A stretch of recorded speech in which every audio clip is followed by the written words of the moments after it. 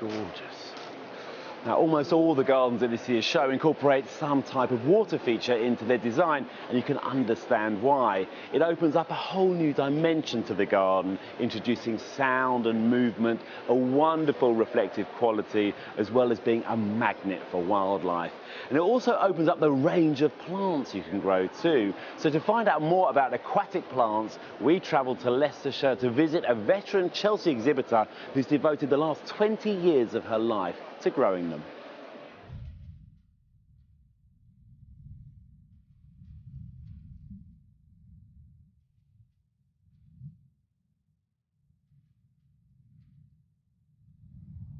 I love to see water in a garden.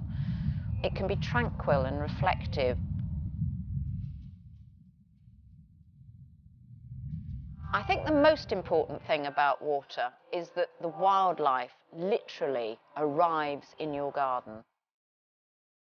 It should be the centre part of every garden. You can grow so many different things, it's just wonderful.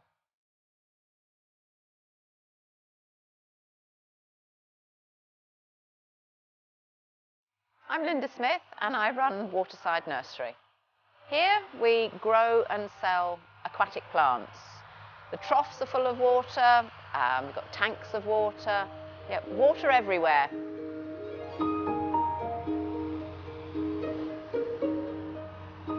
I think a lot of gardeners come to aquatics because they want to create a haven for wildlife.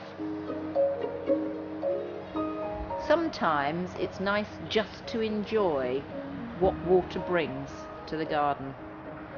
And just being able to see these newts come back every spring, it's just lovely. We should probably do some work. So much of a waste of time, but so much fun.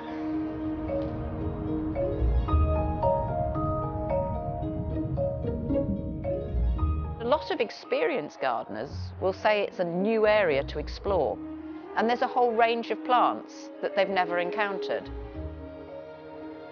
The most colourful at the moment is the the Marsh Marigold.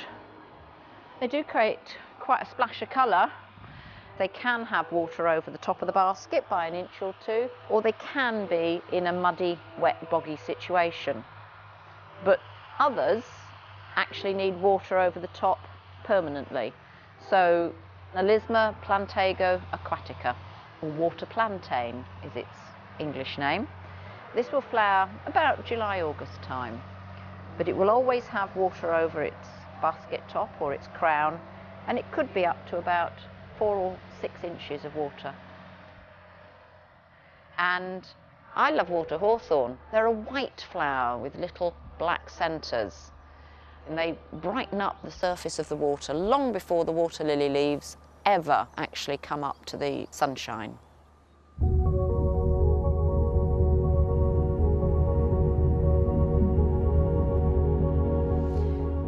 Chelsea this year is going to be a bit different for us. Since we were at Chelsea in 2016, we've moved the entire nursery. The first thing we had to do was level an area of ground. The whole area was at the same height as that lower field. So all this has been raised up to make it flat for us. We've moved every trough, every plant. We transported probably more than 20,000 plants, about 0.9 of a mile from one end of our village to the other. So it's all a bit daunting because everything we knew about how to prepare our plants for Chelsea isn't the same anymore.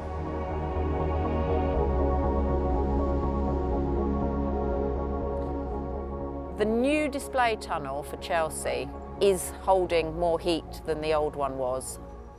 It's 20 degrees in here and it's a dull day, so we have had it much hotter in the recent sunshine. You can see the odd flower coming out. Unfortunately, these won't be going to Chelsea because they're a little bit too far on. But the rest, we have some buds that we're trying to hold back by bringing them out into the cold. And we can hopefully go back to those and get those flowering now and bring them on quicker.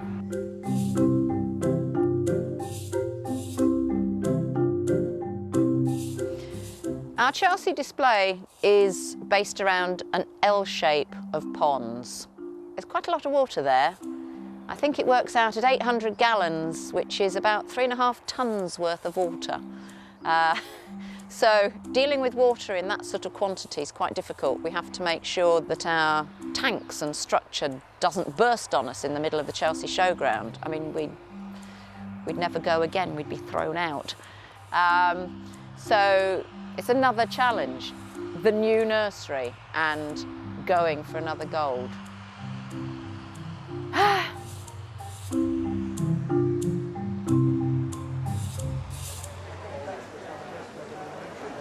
So Linda, did you get the gold? We did, yes. Yes, we're thrilled. Congratulations. Yes. As you know, I've been coming to this stand for years. Yeah. And I've never seen it look so colourful. There seems to be more flowers here than ever. Well, the water lilies have loved the new tunnels and the sun, the heat that we've had this year. The Animopsis has done really well this year, Animopsis californica. It really liked the extra heat from the new tunnels. And would that normally be in bud at this time?